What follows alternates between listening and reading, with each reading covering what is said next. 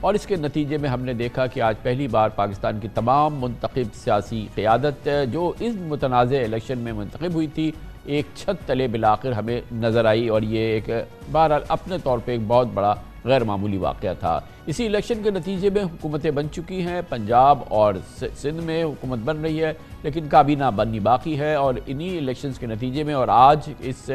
حل برداری کے بعد سب سے بڑا قدم ہوگا 3 مارچ کو وزیر اعظم کا انتخاب، اور جناب شہباز شریف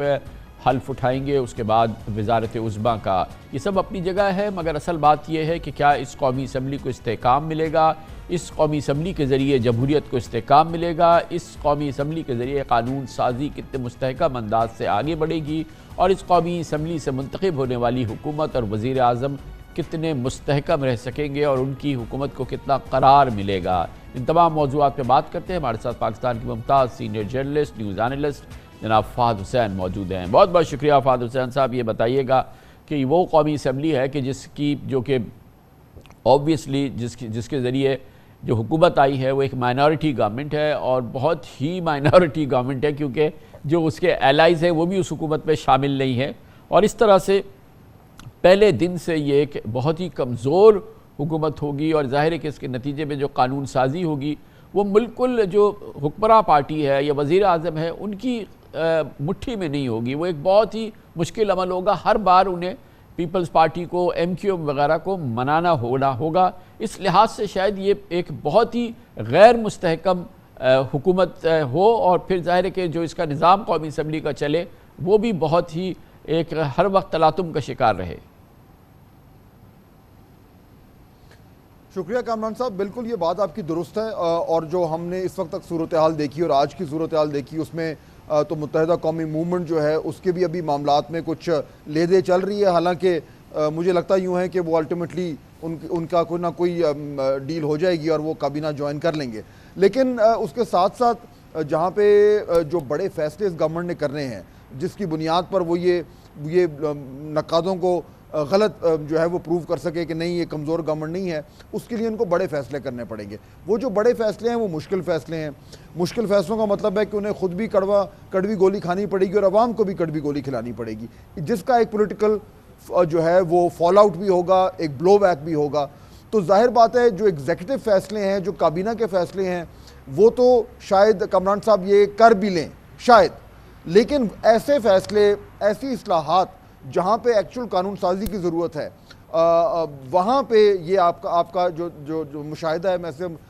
متفق ہوں کہ وہاں پہ ان کو اپنے اتحادیوں سے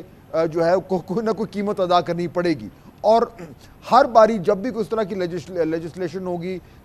کبھی بھی ایسا کوئی بل آئے گا جو پہلے کمیٹیوں میں جائے گا، کمیٹیوں کے بعد پھر وہ پارلیمنٹ میں آئے گا، ہر سٹیج پر جو ہے وہ گورنمنٹ کو اپنے اتحادیوں کو سیٹسفائی کرنا پڑے گا۔ اس سے نہ صرف یہ کہ ٹائم زیادہ لگے گا بلکہ پولیٹیکل کیپٹل بھی زیادہ بلیڈ ہوگا، اور گورنمنٹ کی جو ابیلٹی ہے منوور کرنا اپنے جو تمام تر فیصلوں کے لیے ایک پارلیمنٹری سسٹم میں، وہ بھی بڑی ہی سٹرونگلی جو ہے وہ ٹیسٹ ہوگا۔ اس لیے بالکل پی ایم ایل این کے لیے بہت مشکل صورتحال ہے، سیاسی طور پر، اقتصادی طور پر اور گورننس کے حوالے سے۔ تو اس کا مطلب یہ ہے کہ ہم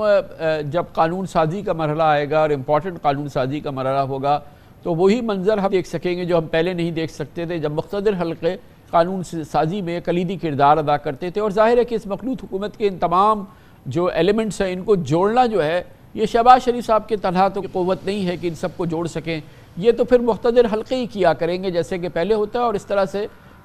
پورے شباب پہ ہم ہائیبرڈ نظام دیکھیں گے چاہے وہ ہمیں بظاہر نظر نہ آئے۔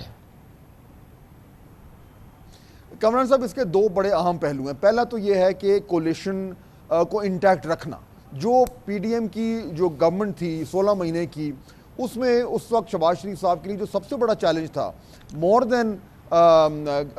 لیجسلیشن، ایون مور دین ایکچول ڈیسیشن میکنگ، وہ یہ تھا کہ کس طریقے سے اس کولیشن کو انٹیکٹ رکھا جائے۔ صرف اس کو انٹیکٹ رکھنے کے لیے جو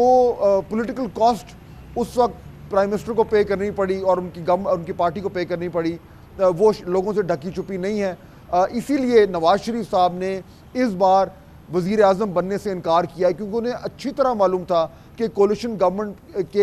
کے پرائم منسٹر کی جو مجبوریاں ہوتی ہیں وہ کیا ہوتی ہیں. تو یہاں پہ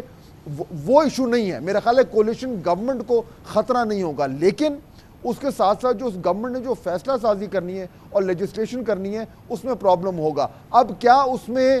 ہمیں وہ نظر آئے گا جس کی طرف آپ اشارہ کر رہے ہیں کہ پی ٹی آئی کی گورنمنٹ میں باقاعدہ طور پر اسٹیبلشمنٹ جو ہے وہ لیجسلیشن میں جو ہے وہ دھکا لگا رہی تھی؟ میرے خیال میں شاید ابھی فوری طور پر اس کی نوبت نہیں آئے گی، لیکن کیونکہ ایس آئی ایف سی اب انسٹیٹیوشنلائز ہو گیا ہے ڈیسیژن میکنگ میں، تو عین ممکن ہے کہ پہلے سٹیج میں اس کے ذریعے یہ دھکا لگ جائے.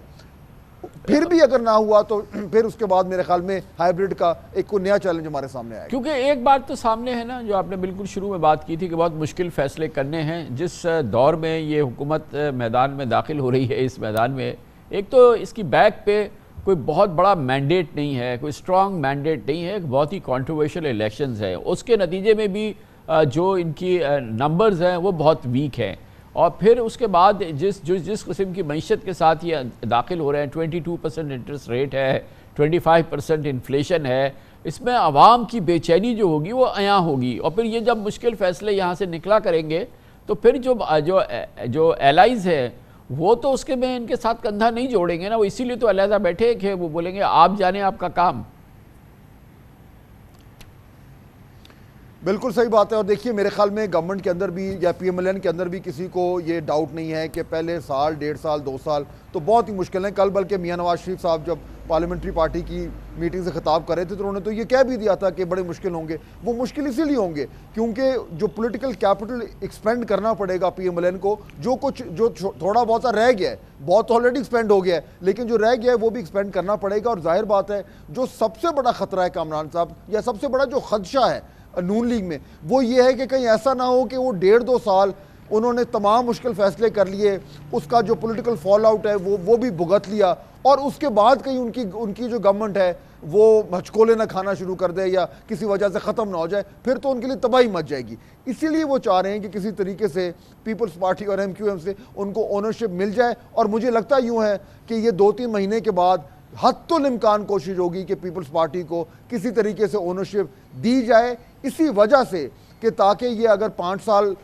اگر بالکل پرفیکٹ سب کچھ ہو تو پھر بھی 4-5 سال لگیں گے اس ملک میں معاملات کو تھوڑا سٹیبلائز ہونے کے لیے. پاکستان کی سیاست میں کامران صاحب آپ میرے سے بہتر جانتے ہیں 4-5 سال از این ایٹرنٹی، تو اس لیے یہ خدشہ تو ہے اور یہ خطرہ بھی ہے. اور پھر اس کے ساتھ یہ بات بھی ہے کہ جیسے کہ جب پی ڈی ایم کی حکومت قائم ہوئی تھی تو ایک بڑی مضبوط رائے تھی انکلوڈنگ نواز شریف صاحب کی کہ اس حکومت کو طول نہیں دینا چاہیے، فوراً الیکشنز کی جانب جانا چاہیے.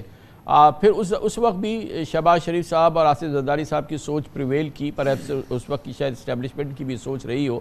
کہ نہیں یہ حکومت ہی چلائی جائے، اور جس کی بڑی میسو کاسٹ جو ہے وہ نون لیگ نے اپنی جو سپورٹ ہے اس کو ایروڈ ہوتے ہوئے دیکھا. اس کے اثرات ہم نے ابھی الیکشن میں بھی دیکھے. یہ آپ کے علم میں ہے کہ اس حکومت کے قیام پہ بھی ایک مسلم لیگ نون میں ایک بہت ہی اسٹرانگ گروپ تھا جس کا خیال یہ تھا کہ ہمیں حکومت نہیں لینی چاہیے، ہمیں اپوزیشن میں بیٹھنا چاہیے، اور اس میں بہت ہی لیڈنگ جو پولیٹیشین ہیں نون لیگ کے وہ اس بات کے ہیں. اگین اس قسم کی سوچ کے خلاف شہباز شریف صاحب حرف اٹھا رہے ہیں، وہ پرائم منسٹر بننے جا رہے ہیں. اور ظاہر ہے کہ جو بلاک ہے نون لیگ کا جب گوئنگ از ٹف تو وہ بولیں گے کہ آپ کو تو ہم نے پہلے کہا تھا کہ آپ نے الیکشن کیوں لی، کیونکہ سامنے پھر جو سیاست ہے وہ جب زرداری صاحب کی سیاست ہوگی. آخر انہوں نے اس لیے تو نہیں یہ پوزیشن لی ہے کہ اگلی پرائم منسٹر مریم نواز بنے، ان کی تو اگلے پرائم منسٹر بلاول ہیں، اور یہ بھی تو ذہن میں رکھنا ہوگا نون لیگی قیادت کو. یہ بالکل آپ صحیح بات کر رہے ہیں جی. اور اس لیے یہ آرگومنٹ بڑا اسٹرانگ تھا کہ پنجاب گورنمنٹ نون لیگ لے لے لیکن فیڈرل گورنمنٹ نہ لے، اور فیڈرل گورنمنٹ میں وہ اپوزیشن میں بیٹھے. لیکن میرے خیال میں جو دوسرا آرگیومنٹ تھا آبویسلی وہ پریویل کر گیا، اور وہ یہی ہے کہ اگر ہم نے جو اس وقت پی ایم ایل این کی جو ایک پولیٹیکل پوزیشن ہے جو کہ openly publicly P M L N کے لوگ جو مرضی کہیں کامران صاحب، ایکچوئل جو سچویشن آن دا گراؤنڈ ہے وہ تو سب کو معلوم ہے کہ پنجاب میں ان کا جو ہولڈ تھا وہ ٹوٹ چکا ہے. اس کی جو پنجاب میں جو ان کی ڈومینیشن تھی، جو ان کا بیس تھا، وہ ڈومینیشن ختم ہو چکی ہے. اب اگر انہوں نے پی ایم ایل این نے پولیٹیکلی سروائیو کرنا ہے، اور میں سروائیو کا لفظ بڑا سوچ سمجھ کے کہہ رہا ہوں کامران صاحب، اگر انہوں نے اگلے الیکشن تک اور اگلے الیکشن کے بعد